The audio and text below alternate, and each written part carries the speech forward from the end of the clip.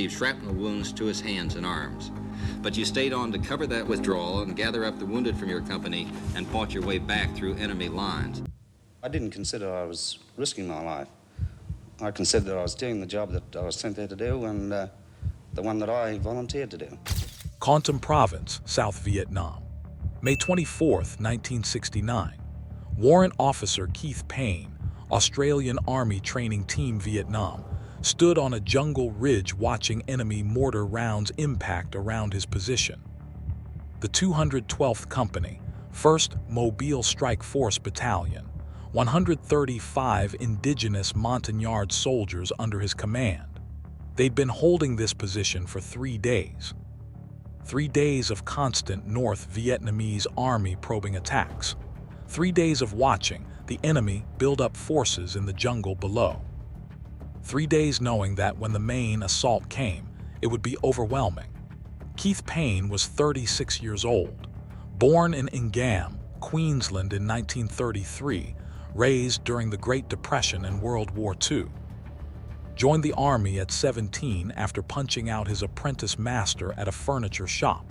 Fought in Korea at 18, wounded and evacuated at 19. Served in Malaya chasing communist insurgents through jungle. Trained in Papua New Guinea with indigenous troops. 17 years of experience had taught him to read battlefields, to sense when something was wrong.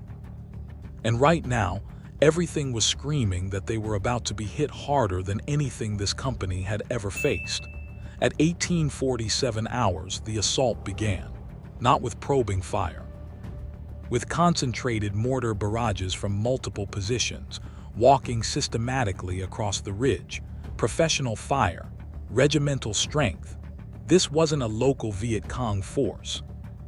This was North Vietnamese Army, regular soldiers, attacking in overwhelming numbers from 3 directions simultaneously. Within minutes, the defensive perimeter started collapsing. Montagnard soldiers, brave but inexperienced against this level of coordinated assault, began breaking under the pressure. The battalion commander and several American advisors withdrew with remnants of other companies. Keith Payne and his company were being left on that ridge to die. And that's when Payne made a decision that would earn him the Victoria Cross and define the rest of his life. As his soldiers died around him, as the position collapsed, as darkness fell and the enemy closed in for the kill, Payne didn't retreat to safety. He went back, into the darkness, into enemy-controlled jungle, alone to find his wounded, to bring them home. For the next 9 hours, Keith Payne moved through hell, hunted by an entire North Vietnamese regiment, searching for 40 wounded soldiers scattered across jungle the enemy now controlled. This is his story, every word of it true. This is the night one Australian soldier proved that "no one gets left behind" isn't just a motto, it's a sacred promise. And Keith Payne kept that promise even when it should have killed him. Don't click away, because you're about to hear how an ordinary man from North Queensland became the last Australian to receive the Victoria Cross under the imperial system, and why 55 years later, at age 92, he's still fighting for his mates who came home broken from war. This is the story of Keith Payne VC, the warrior who refused to leave anyone behind. Keith Payne's journey to that ridge in Kontum Province began 36 years earlier in a small Queensland farming town during the Great Depression. Born August 30th, 1933, one of 13 children, Keith grew up in a world shaped by hardship. His father enlisted and went to war when Keith was young, leaving the family to survive on their own. "I was 11 years old working, picking potatoes, bagging them, delivering milk, delivering bread," Keith recalled in interviews.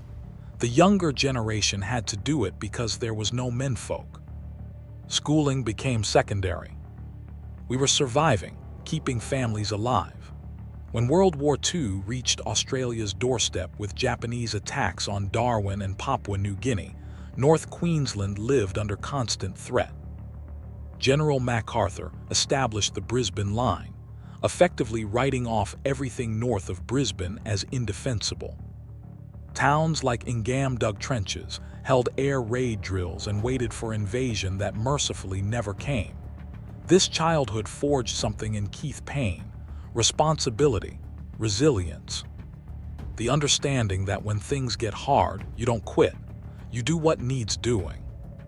At 14, he joined the regimental cadets, carrying full military equipment and rifles home because we didn't know what the situation was in the world.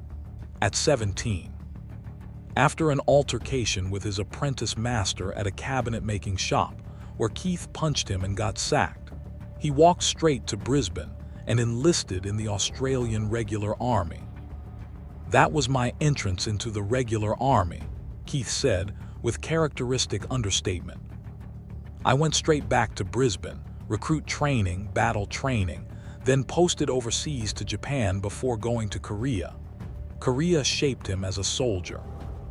Arriving in 1952 at just 18 years old, Keith went straight into the line with 1st Battalion, Royal Australian Regiment.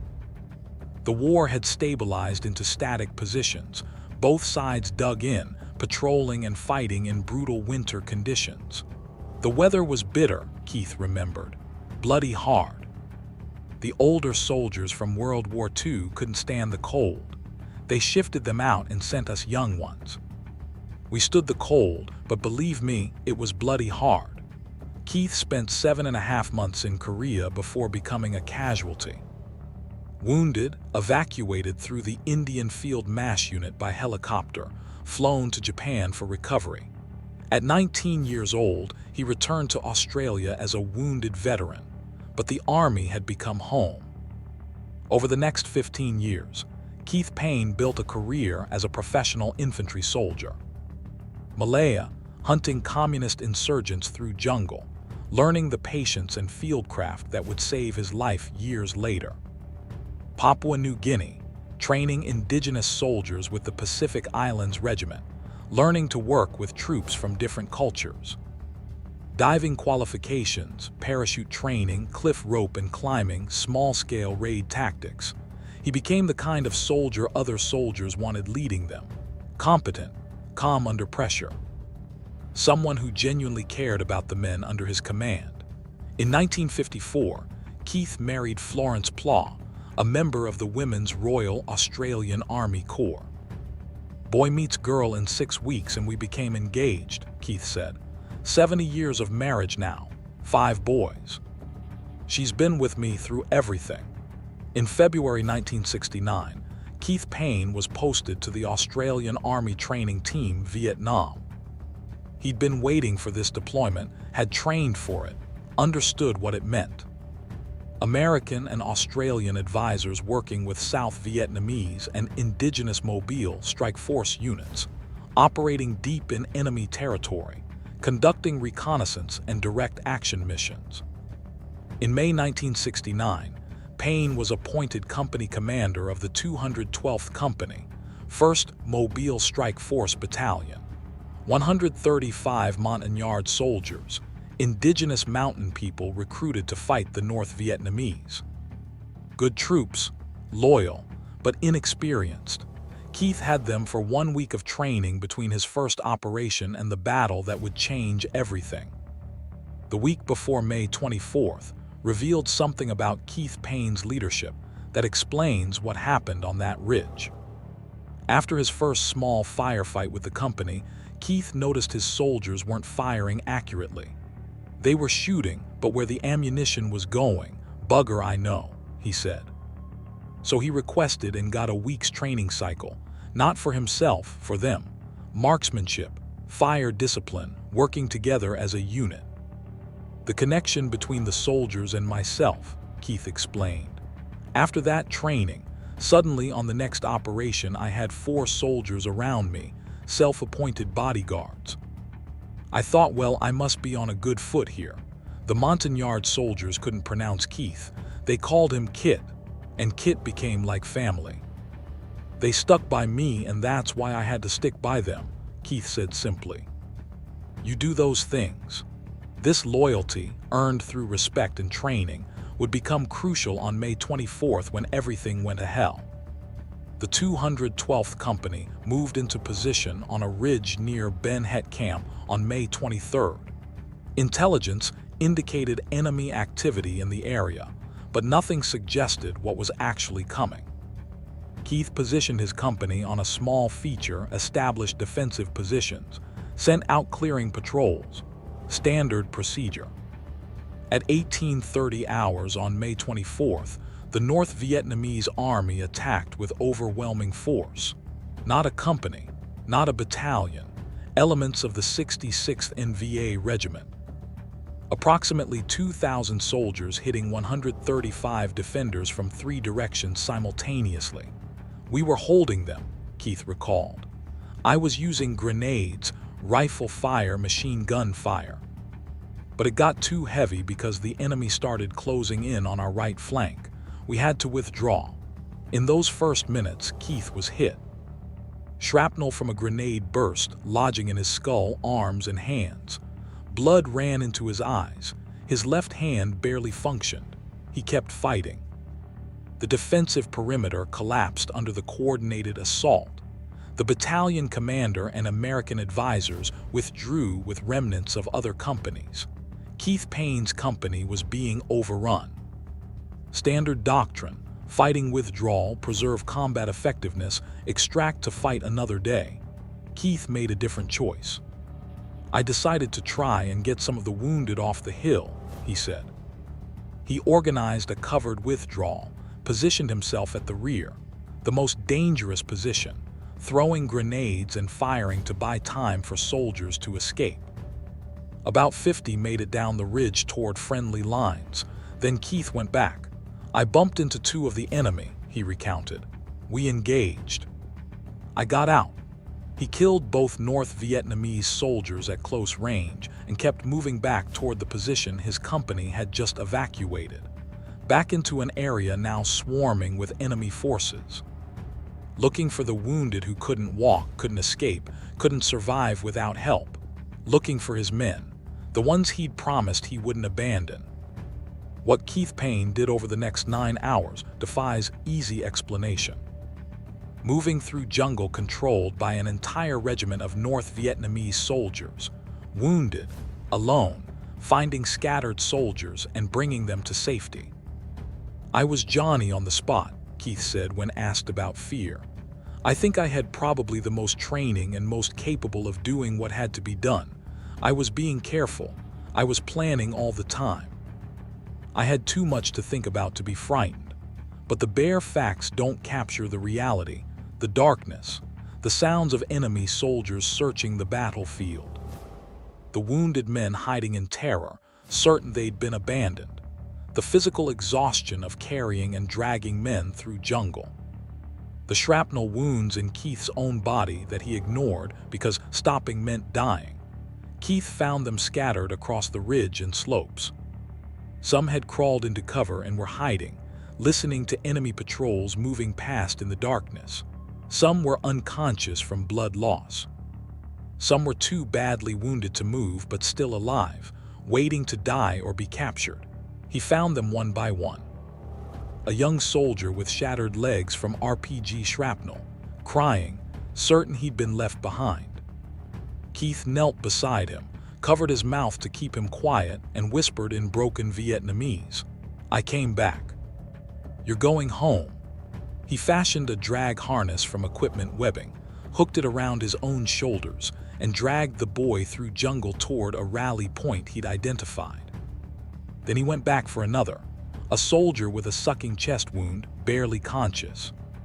Keith dressed the wound with the man's own bandage, gave him water, carried him in a fireman's carry as far as his wounded hand would allow, then dragged him the rest of the way.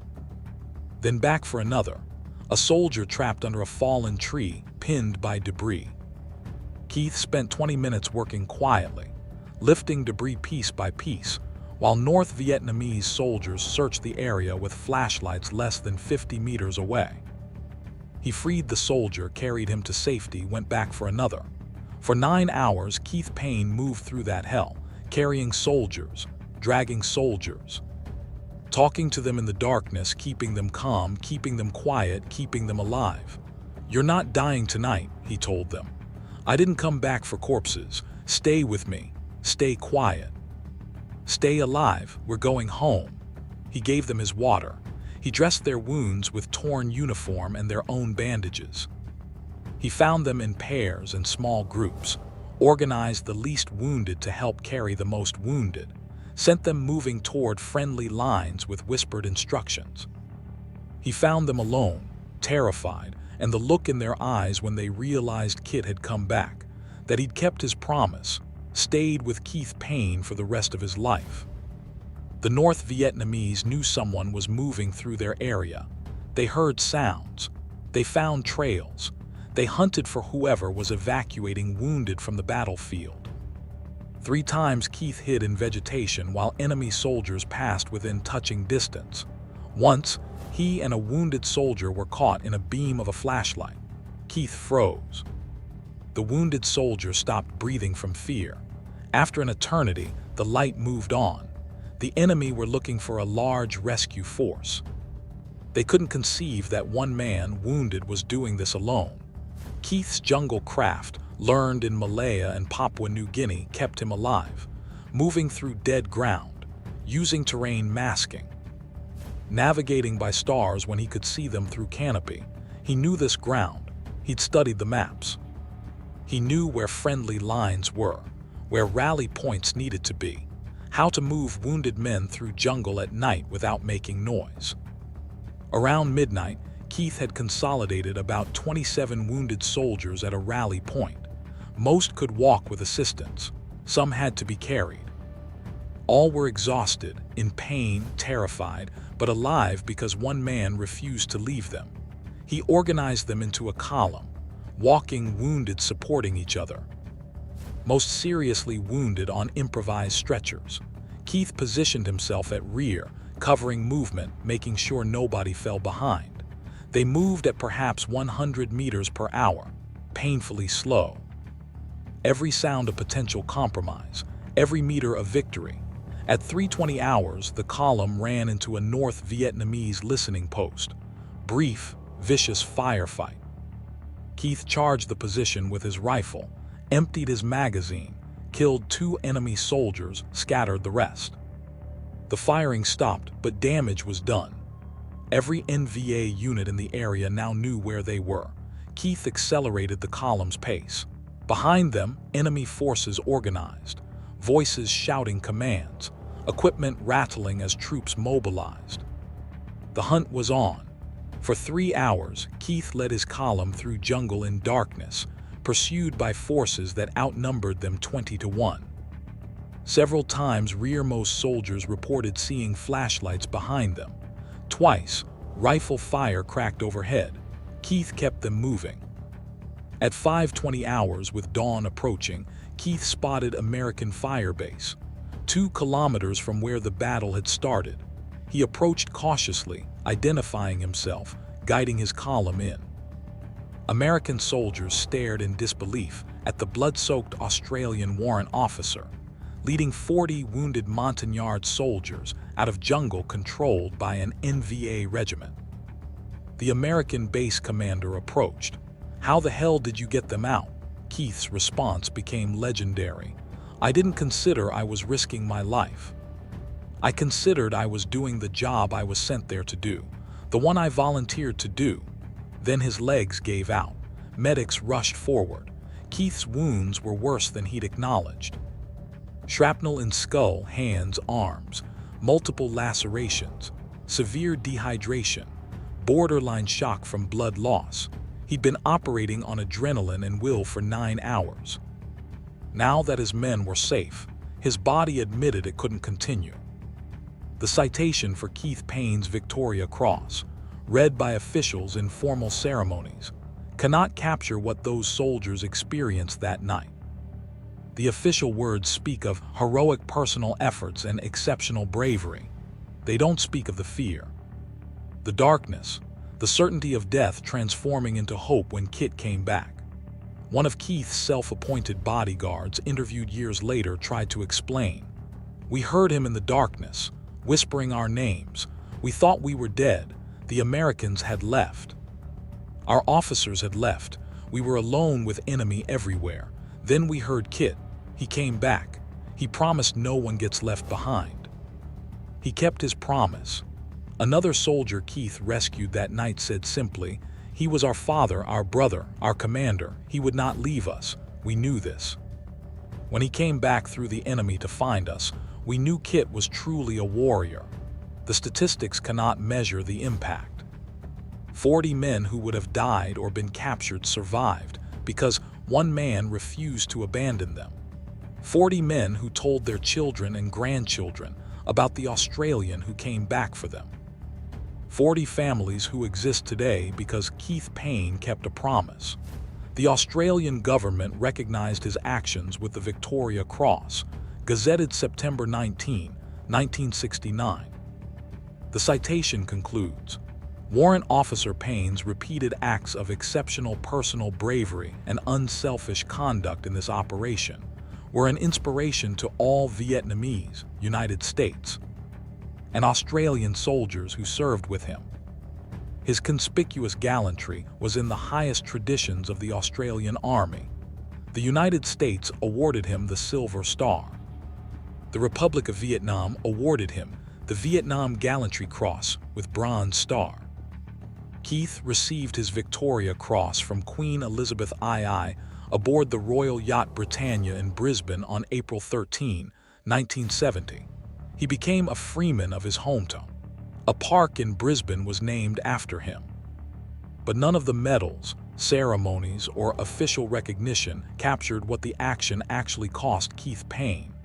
Because the night of May 24, 1969, didn't end when Keith reached friendly lines. In many ways, it never ended. Post-traumatic stress is a term that barely existed in 1969.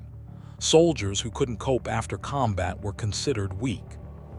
The Australian government had no programs, no treatment, no recognition that war leaves wounds deeper than shrapnel. Keith Payne came home from Vietnam in September 1969, sick with ulcers from months eating bamboo rats and bamboo shoots while operating deep in enemy territory. He was hospitalized, given a weekend leave pass, met by dignitaries and journalists, then sent back to hospital. The disconnect was surreal. "I hadn't seen a leave pass for years," Keith said. "There I am, just been awarded the Victoria Cross, and this young soldier hands me a weekend pass." That was the welcome home. Keith's old friend and fellow Victoria Cross recipient Ray Simpson was waiting outside the press conference in Saigon when Keith received news of his award. Simo was waiting at the door, Keith remembered. He bent down, grabbed me, said, "Here, have a beer." I was supposed to be going to hospital for the ulcers. Needless to say, I didn't go to hospital that day.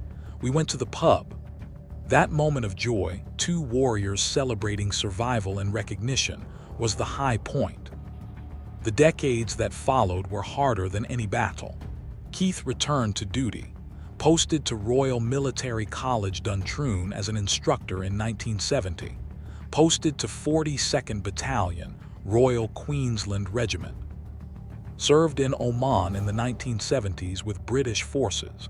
Retired from the Army in 1975 after 27 years service. It was quite easy, Keith said of his transition to civilian life. The Army was being buggerized around. I'd sort of had enough. I had post-traumatic stress, so I took up professional fishing. Made more money fishing than I ever made in the Army. But professional fishing wasn't therapy. Neither was home renovation contract work. The demons Keith brought home from Vietnam weren't defeated by staying busy. Time went by and I started feeling sort of lost, Keith admitted in interviews. Being a bit of a bloody menace in the house. It was post-traumatic stress. Little things crop up and all of a sudden it comes to the fore. You think you've lost it, but all of a sudden there it is. Florence Payne, Keith's wife of 70 years, provided the stability that kept him alive. If our love for one another hadn't been as strong as it is, I probably wouldn't have lasted, Keith said.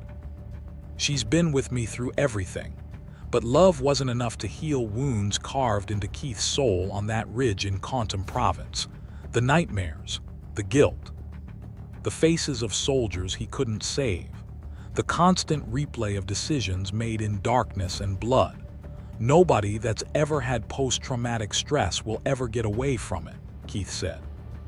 The old saying is once a soldier, always a soldier. That's quite true.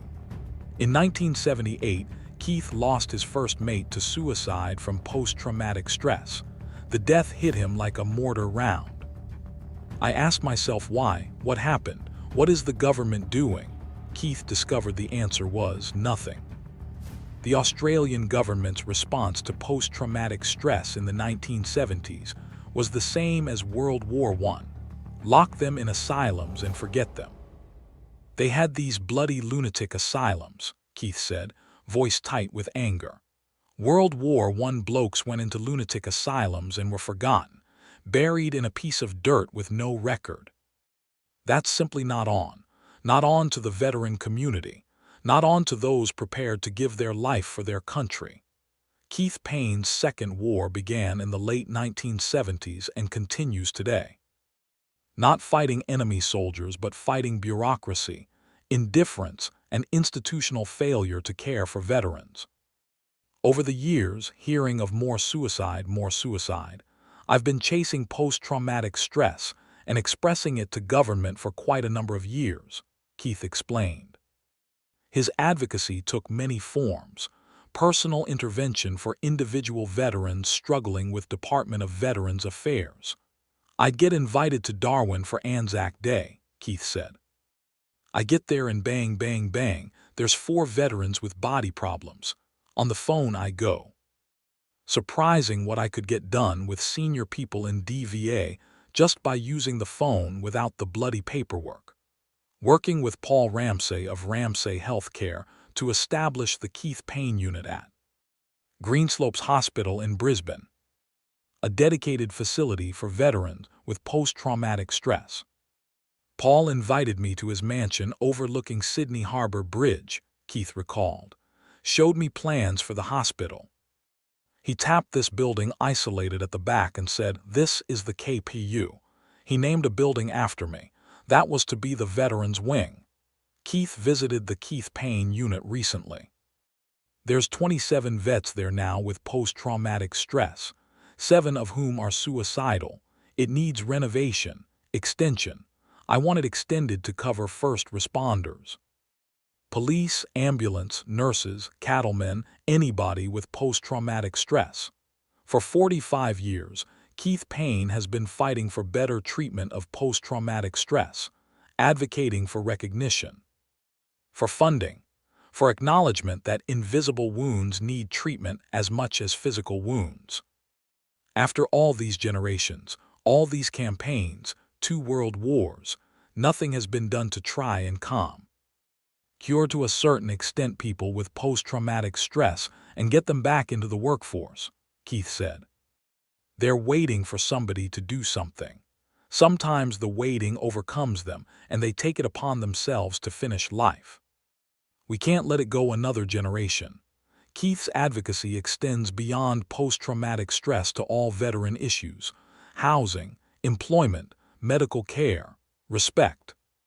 When I joined the RSL all those years ago when I was 20, they wanted to know if I needed help, Keith said. As the years rolled by, there's things the RSL should look after for the veteran community, but the RSL has forgotten the individual. They want veterans to come to the club to buy beer to enrich the RSL. The RSL is not looking after the veteran community like they should. Keith's criticism of the RSL, the institution supposed to support returned service personnel, is blunt and uncompromising. I'd like to see the RSL go back to its old legs when it used to look after veterans, when it used to go to government for benefit of veterans instead of sitting on their bum doing nothing. In recent years, Keith has worked with the Keith Payne VC Benefit Group, founded by veteran advocate Rick Mann, to continue support for veterans and their families. The work continues despite Keith's age and declining health. At 92 years old, with failing eyesight and hearing loss, Keith Payne still fights for his mates. The legacy of Keith Payne extends far beyond that night in Kontum Province. It extends to every veteran he's helped in 45 years of advocacy, every family saved from suicide by timely intervention, every young soldier who heard Keith's story and understood that leadership means serving those under your command. The Victoria Cross citation speaks of acts of exceptional personal bravery. True, but incomplete. Keith Payne's bravery wasn't just physical courage under fire. It was moral courage to keep fighting for veterans when governments, institutions, and society wanted to forget them. It was the courage to admit his own struggles with post-traumatic stress, at a time when such admission could destroy reputations. It was the courage to criticize institutions that needed criticism, to demand better for veterans, to refuse to let bureaucracy and indifference kill men who survived war. "Pride is not mine," Keith said after receiving his Victoria Cross. "Pride is for the people who were with me that night."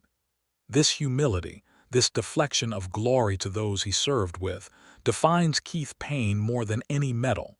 He didn't rescue 40 men for glory. He rescued them because they were his responsibility, his soldiers, his brothers. Leaving them was never an option. The Montagnard soldiers Keith rescued that night understood something the rest of the world took longer to grasp. Kit wasn't just a commander. He was a warrior in the truest sense. Not someone who fights without fear, but someone who fights despite fear. Not someone who seeks glory, but someone who does what needs doing regardless of cost. The 4 self-appointed bodyguards who stuck with Keith through the battle understood. The wounded soldiers who heard his voice in the darkness understood. The families who exist today because Keith came back understood. Kit kept his promise. No one gets left behind. Keith Payne's relationship with Queen Elizabeth met in 1953 when the Queen visited Townsville and Keith was a young soldier. They met again in 1963 when Keith was assigned as door opener for the Royal Car Company. "I opened the door for her," Keith remembered. "She had a reception and Flo and I were there. She came through the line, said hello, went about 2 people ahead, came back and said, 'Now, Mrs. Payne, you won't forget you're coming aboard for lunch tomorrow.' So we had lunch with her on Britannia." Over the years, Keith met the Queen multiple times. "It was a good friendship, a good relationship," Keith said. "Just the humble servant being able to speak with her. We discuss all sorts of things." She was conservative but approachable. When Queen Elizabeth II died in 2022, Keith lost a friend, but the friendship represented something larger. The Queen, symbolic head of the Commonwealth, recognizing and respecting the warrior who embodied service and sacrifice.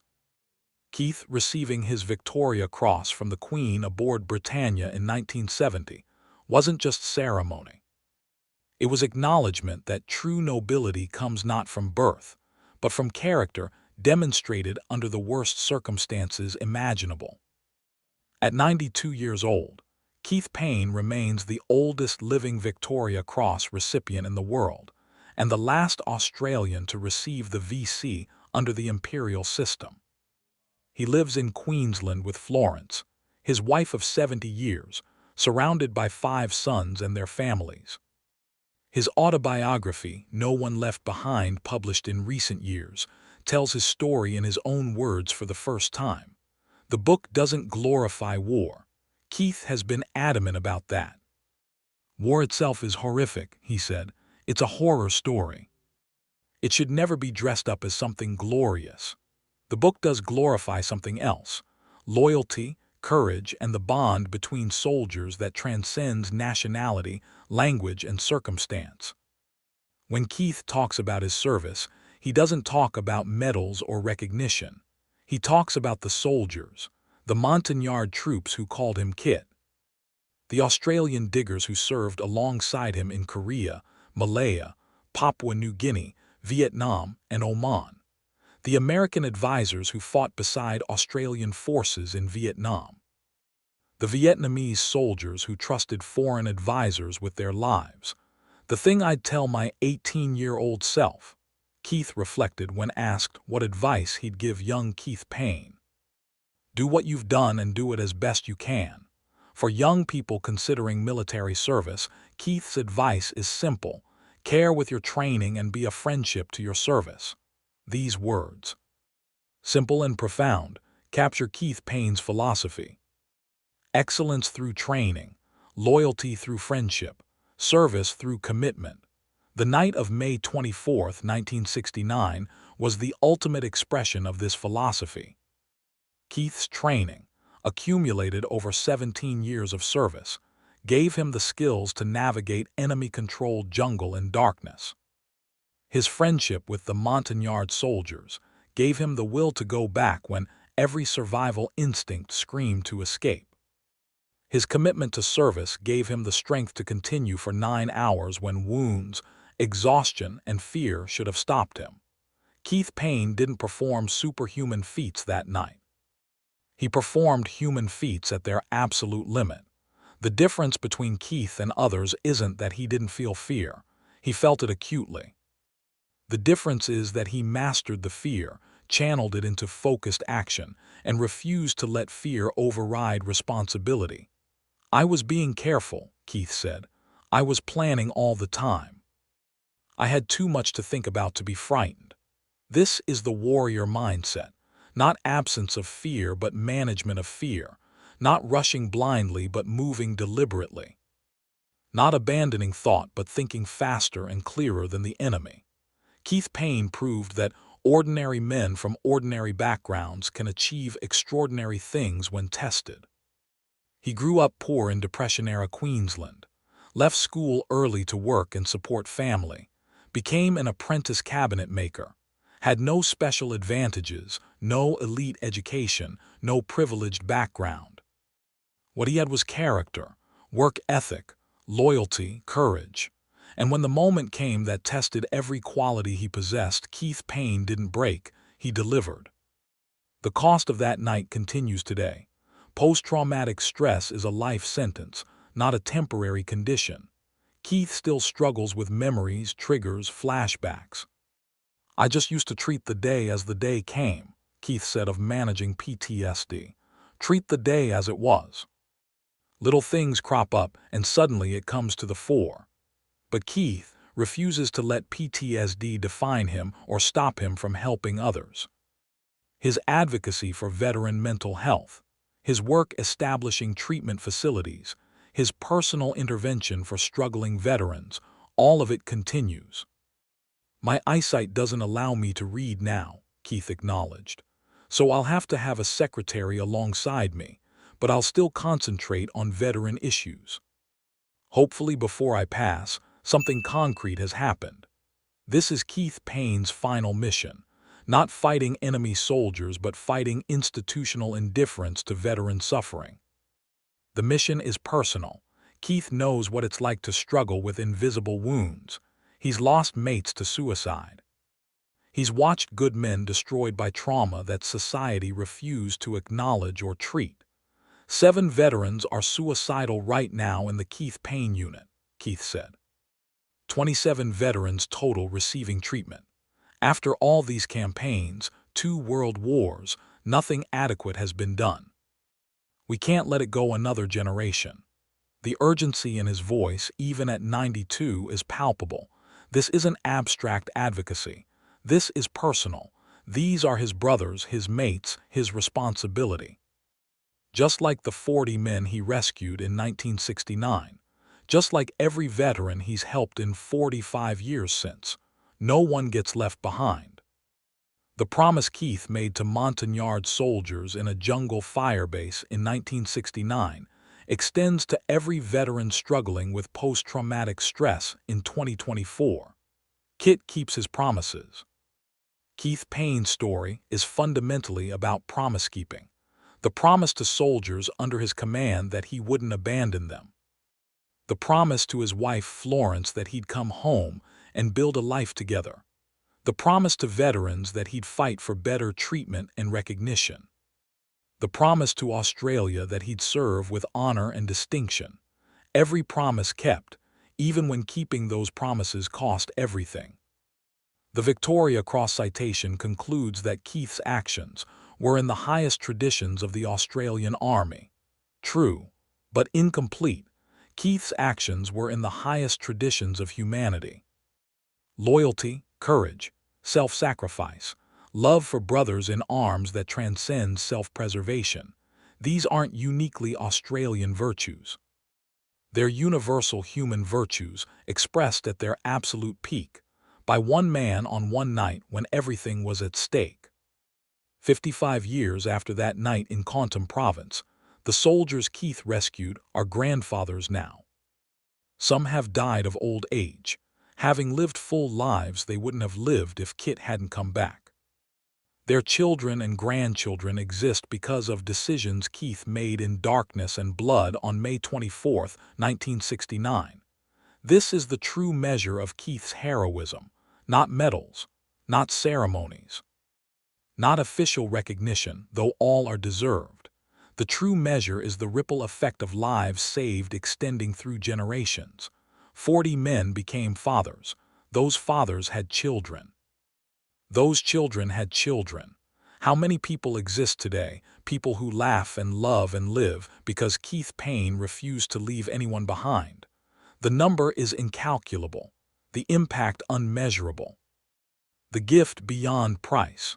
When asked about his proudest moment, Keith doesn't talk about receiving the Victoria Cross from the Queen. He doesn't talk about official recognition or public ceremonies.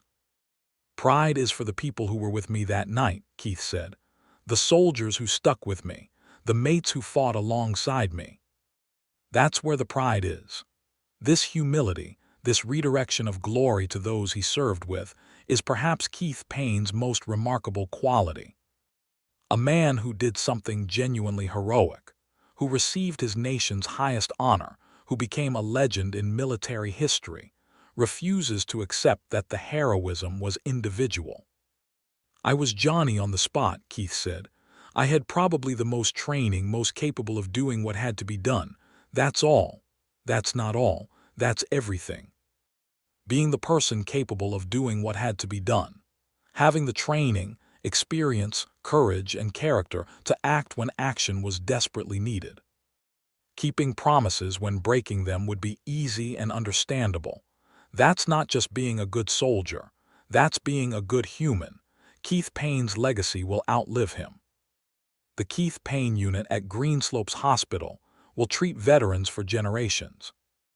The autobiography, No One Left Behind, will inspire future soldiers to understand that service means more than following orders. The Victoria Cross, on display for the nation to see, will remind Australians that ordinary people can achieve extraordinary things when circumstances demand it.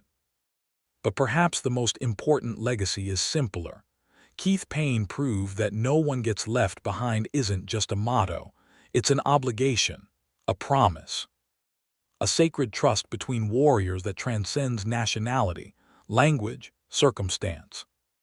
When you serve together, fight together, bleed together, you become responsible for each other in ways that civilians struggle to understand. That responsibility doesn't end when the battle ends. It doesn't end when you leave the military. It doesn't end when you grow old and sick. The responsibility is permanent. Keith Payne has spent 55 years honoring that responsibility. From May 24, 1969, when he went back into hell to rescue 40 wounded soldiers, to today in 2024, when he continues advocating for veterans struggling with post-traumatic stress. Kit keeps his promises. No one gets left behind. The young men Keith rescued that night in Kontum Province knew they'd been saved by a warrior. The veterans Keith has helped over 45 years of advocacy know they've been supported by a warrior. The Australian people know they've been served by a warrior. Keith Payne VC, AM. The oldest living Victoria Cross recipient in the world. the last Australian to receive the VC under the imperial system.